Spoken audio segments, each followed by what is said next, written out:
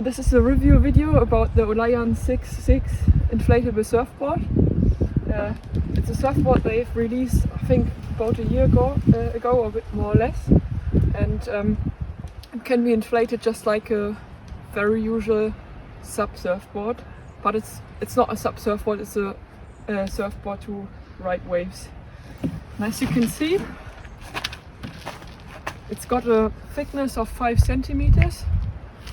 It's 6.6 long, which means roughly 2 meters, and I don't really know the width, but you can see it in the product specifications. It's got a valve on the top, which is the standard sub valve. You can open it, and then you've got this little thing to deflate the board, and you can just use the usual surfboard or subboard pump to inflate it, but you have to make sure that your pump can get up to 19 psi.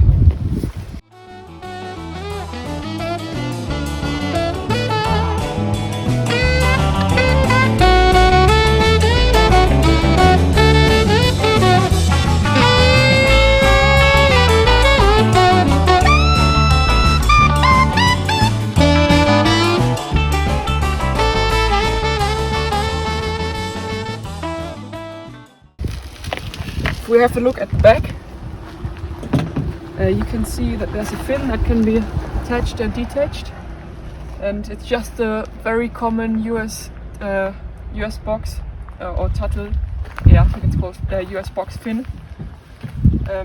So if you should lose the fin, or if you would like to use another one, or there's any reason not to use the fin that's delivered with the surfboard, you can always decide to go for another one, because it's a standard system. So you can just go to a surf store or surf shop and tell them you need a US box fin and replace this one if you have to. Yes, here on the board it says the specifications. The width is 21.5 inch.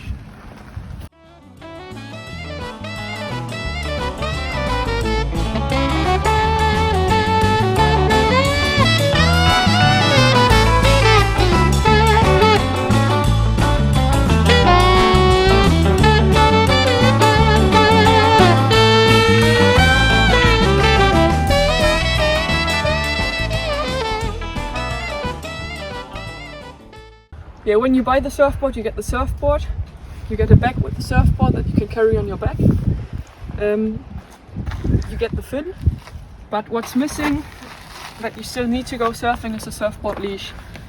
If you get a standard styrofoam board, you will have a common leash plug.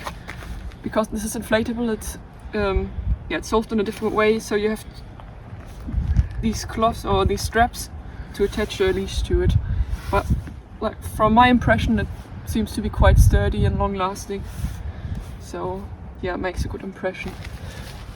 So overall, I've used this board for I think 2 months now, but not on a regular basis. I've taken it on holidays and went surfing there quite a lot, like every day for a bit less than a month, and used it here a couple of times. And my impression is that the material seems quite sturdy. Seems to be well manufactured. You can see that the seams are well done. Yeah, it's like a normal subboard. It's made of PVC, and it makes a pretty good impression. You've got these pads to create friction, so you don't have to wax the board. And I personally found that you don't need any wax, which is quite handy if you're traveling. You don't have the wax in your back, or like me, for example, because the bag is quite big, I could also put my wetsuit in there. For me, it was quite handy that I didn't have any wax in there, so everything stayed nice and clean.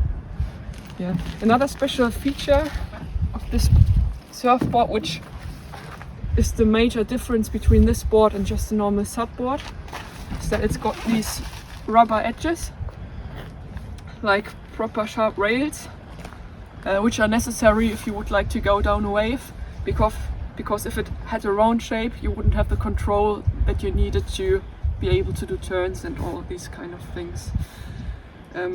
But one advantage I personally found is, even though they are quite sharp shape-wise, they are soft at the same time. So if you get hit by your own surfboard, in a way, for if you get barreled, it's very unlikely that you hurt yourself. So that's a feature I personally quite like. Okay, here I will show you the back a bit more in detail. So it's got two very sturdy zippers and one big zip. So you can open it all the way around, like so. At the moment I've got the pump in there, which is the pump that you can buy at Decathlon. It's not delivered with the board, I got it I got it with a different order. But there's enough space for the board and the pump. Yeah, mine looks a bit different because I adapted it for my bicycle, because I traveled with this bag with my bike. But usually you wouldn't have that piece of wood in there. It also got a strap like this one with a clip. So once the board is folded, you can close the clip, and there's still quite a bit of space above. So for me, when I was traveling, I put my wetsuit in there. I got a little tent in there and my little sleeping bag.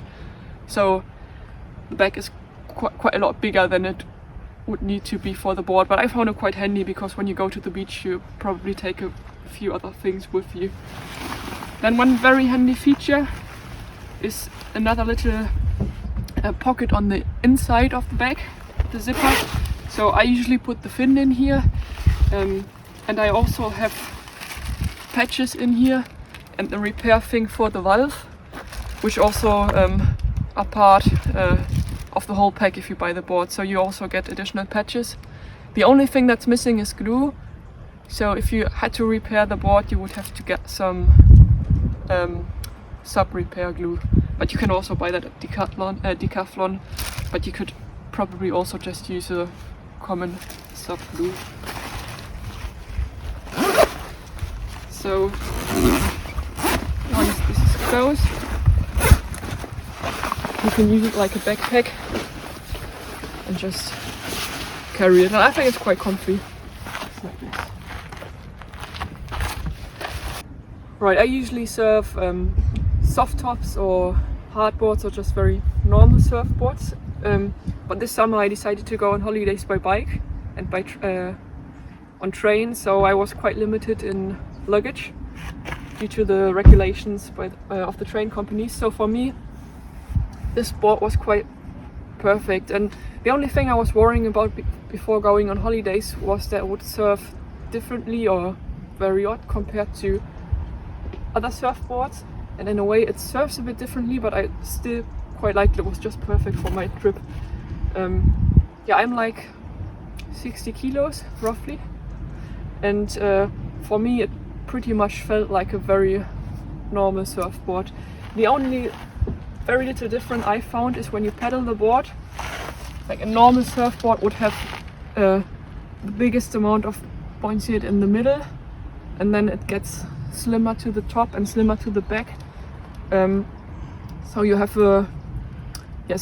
got the main volume buoyancy in the middle and less here. Whereas this surfboard, due to the construction it's made in, it's got the same thickness throughout the whole board. So when you start pedaling, you have to put a bit more weight in the front to catch a wave. But that's, for me, pretty much the only difference compared to a normal surfboard. And apart from that, I found it perfect. And for me, it was possible to catch quite small waves, like up to here, but it was also not a problem to surf shoulder height and head height waves.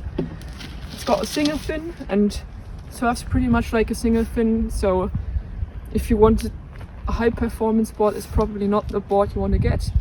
But if you want a board which is perfect for traveling, has a small packing size, fits in the suitcase, I'd highly recommend this board. The only thing that's maybe worth mentioning is that my boyfriend tried this board too, and he's a bit heavier than me because he's taller, and he'll be like 75-80 kilos. And when he surfed this board, you could tell that there was a bit of a light wobble, or he could feel a bit more flex compared to a normal board. But it was still rideable for him. It just felt a bit different compared to another board. But yeah, in that case, maybe it's worth having a look at the bigger version of this board, because Decathlon has just released this one and a bit wider, a bit longer, a bit thicker. So we haven't tried that one yet, but we're pretty keen to get that one and check whether my boyfriend will experience the same wobble with that one, or whether that's better if you're a slightly heavier person. I think if you're just beginning to surf, it makes sense to get the bigger version because it's got more volume. This one's got 48 liters. I think the bigger one has got maybe 10 liters more or something. I don't quite know. I have to look it up. But yeah, overall, if you would like a board that surfs well, to have fun, to travel light, have a good packing size, I'd recommend this board.